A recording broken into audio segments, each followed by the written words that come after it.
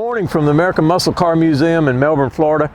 Really beautiful sunny day down here. I like to start the days out like this, and it does most days.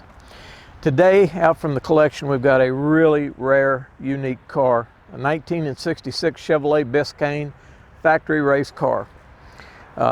This car is a documented L72 427 car, running it through a M21 heavy-duty Muncie close ratio transmission into a 410 positive traction.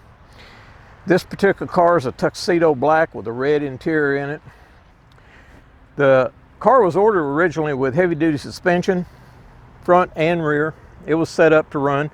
The reason the car was ordered by the Chevrolet dealer, they sponsored a race team out there, and in Southern California the Mopars were just killing everybody, including Ford and GM, Pontiac. So they bought this car to run against the big Mopars out there.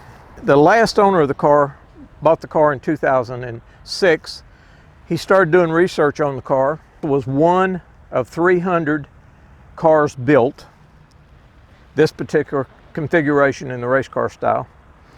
One of only 11 that are registered existing today. The car got a full frame off restoration, rotisserie restoration, numbers and matching car. It is bolt correct all the way back. Took him 18 months to get the car in the shape that you see it here.